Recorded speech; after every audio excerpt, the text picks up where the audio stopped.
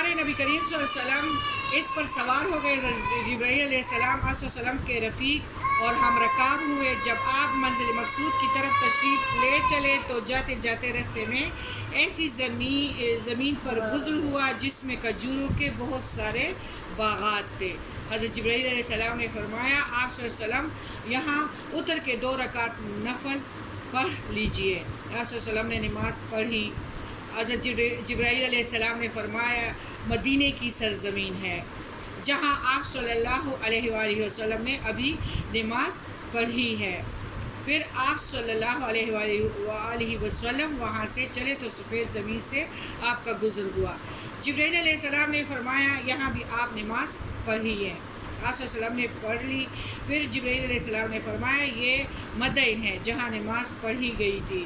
پھر آپ کا گزر بیت لحم میں پر ہوا, وہاں بھی زمین نماز پڑھائی گئی. جبرائیل علیہ السلام نے فرمایا یہ وہ جگہ ہے جہاں حضرت عیسیٰ علیہ السلام کی پیدائش ہوئی. یہ مسند بازار طبرانی اور بہقی کی روایت ہے. پھر آپ صلی اللہ علیہ وسلم کا گزر طور سینہ سے ہوا. یہاں بھی آپ صلی اللہ علیہ وسلم نے نماز پڑھی. کہا کہ یہ بھی وہ جگہ ہے جہاں حضرت موسیٰ علیہ السلام نے اللہ سے کلام کیا. اسے نسانی نے روایت کیا ہے. یہ نسانی کی روایت ہے, یعنی مختلف پیغمبروں کی جو جائے رسالت ہے اس کو دکھا جا رہا ہے. یعنی آپ کی تاریخی سفر ہے زمین کا بھی اور آسمان کا بھی. پھر آگے چل کے جو راستے میں بہت عجیب و غریب باتیں ملاحظہ فرمائے, جیسے بعض باتیں تفسیر ابن کثیر کے حوالے سے بھی عبرت اور نصیحت کے طور پر یہاں بیان کی جائے گی. یعنی آپ دیکھنا چاہیں تو تفسیر ابن کثیر میں بھی یہ سب کچھ موجود ہے. آپ صلی اللہ علیہ وسلم جب جبرائیل علیہ السلام لے چلے, آپ کا گزر ایسی قوم پر ہوا جو کھیت کاٹتی ہے اور وہ فوراً بڑھ جاتا ہے اور وہ ویسے ہی ہو جاتا ہے جیسے پہلے تھا. آپ صلی اللہ علیہ وسلم نے جبرائیل علیہ السلام سے پوچھا یہ کون لوگ ہیں؟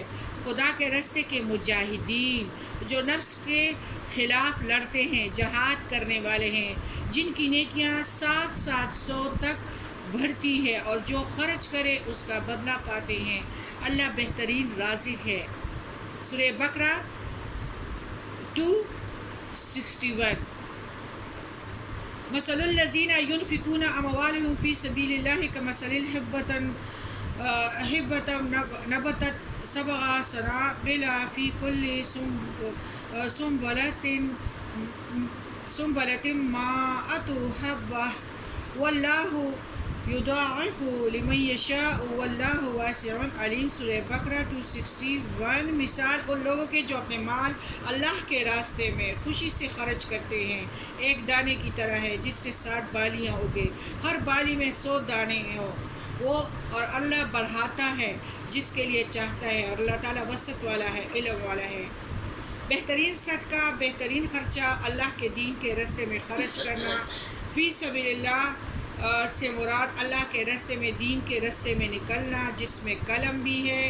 دیکھو قلم سے برائیاں بھی پھیلتی ہے, جس طرح آج کل آپ لوگ کیا ہے اخبار میں بھی دیکھتے ہیں اور یہ نیوز غلط دیکھتے ہیں.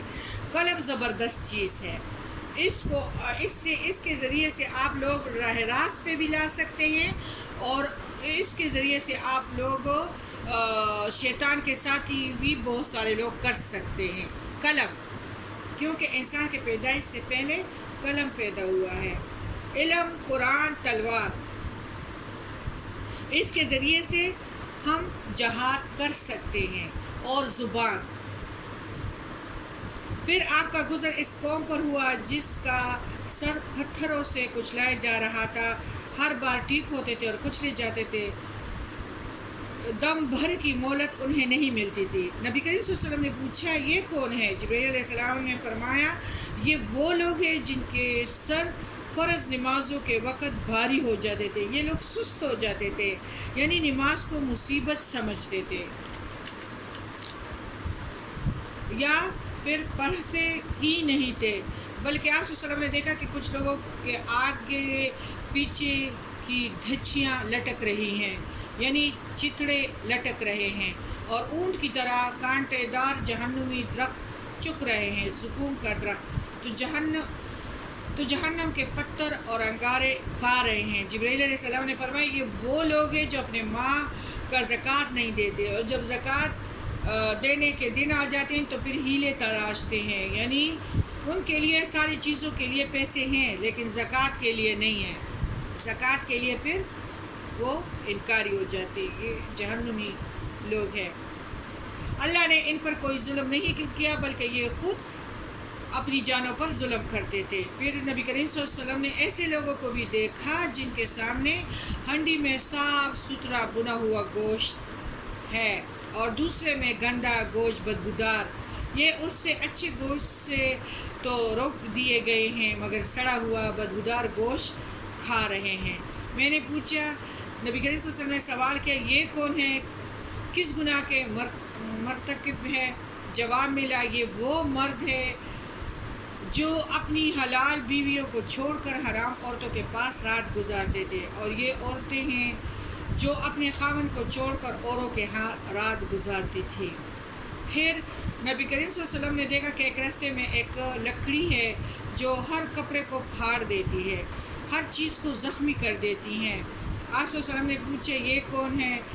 فرمایا یہ آپ صلی اللہ علیہ وسلم کے ان امتیوں کی مثال ہے جو راستہ روک کر بیٹھ جاتے ہیں۔ پھر اس آیات کو پڑھا، یعنی ہر راستے پر لوگوں کو خوفزدہ کرنا اور راہ خدا سے روکنے کو نہ بیٹھا کرو۔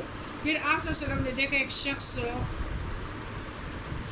جو ہے بڑا دہیر جمع کیے ہوئے، یعنی جسے اٹھا نہیں سکتا، پھر وہ بھی بڑھا رہا ہے، بڑھتا جا رہا ہے۔ پوچھا جبرائیل علیہ السلام سے کہ یہ کون ہے؟ فرمایا یہ آپ کی امت کا وہ شخص ہے جس کے اوپر لوگوں کے حقوق اس قدر جمع ہو گئے ہیں کہ وہ ہرگز ادا اب نہیں کر سکے گا، اور وہ حقوق چڑھتا جا رہا ہے اور امانتیں لے رہا ہے، کسی کی امانت کو ضائع کرنا۔ اور یہ بچے بھی ہمارے مطلب اللہ کی امانت ہے، اس کو اگر ہم دین کی راستے پہ نہیں چلائیں گے تو اس کا بھی پوچھ گچھ ضرور ہوگا۔ پھر آپ صلی اللہ علیہ وسلم نے ایک جماعت کو دیکھا کہ ان کی زبانیں اور ہونٹ لوہے کی کینچیوں سے کاٹے جا رہے ہیں، ادھر کٹے ادھر درست ہوئے، یہی حال برابر جاری ہے۔ پوچھا یہ کون لوگ ہیں؟ فرمایا یہ فتنے کے واعظ کرتے تھے، نصیحت کرتے تھے، خطیب تھے جو ایسے خطبے دیتے تھے جس سے لوگوں میں فتنہ بھڑک اٹھے، آپس میں لوگ لڑ پڑے، جھگڑے فساد ہو۔ پھر دیکھا کہ ایک چھوٹے سے پتھر کے سوراخ میں سے ایک بہت بڑا بیل نکل آیا، پھر وہ لوٹتا جاتا ہے لیکن اس سوراخ میں وہ جا ہی نہیں سکتا۔ پھر جبرائیل علیہ السلام سے سوال کیا یہ کون ہے؟ فرمایا یہ وہ شخص ہے جو کوئی بڑا بولتا تھا، پھر اس پر نادم تو ہوتا تھا، پھر لوٹا نہیں سکتا تھا، یعنی بڑے بڑے دعوے کرتا تھا، بڑی بڑی باتیں بولنا، اور پھر اس کی شرمندگی ہوتی تھی۔ لیکن جس طرح ہم بچیوں کی شادیاں کروا کے اپنی بچیوں کو لے آتے ہیں، یا بچی کے والدین کہیں کہ آپ کو ماں کی طرح دیکھیں گے، اور پھر وہ سلسلہ نہ ہوئے تو اس کا بھی صلہ کیا ہے؟ جہنم میں جانا۔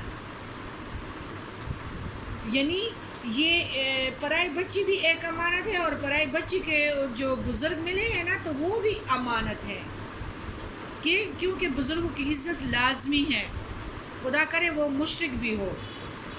لیکن نبی کریم صلی اللہ علیہ وآلہ وسلم نے فرمایا کہ جس کے بال سفید ہو تو ان راستے پہ جا رہا ہو تو ان سے اگر آپ ینگ ہیں تو آپ پیچھے رہیں اور اس کو آگے جانے دیں۔ اور آج کل تو لوگ مطلب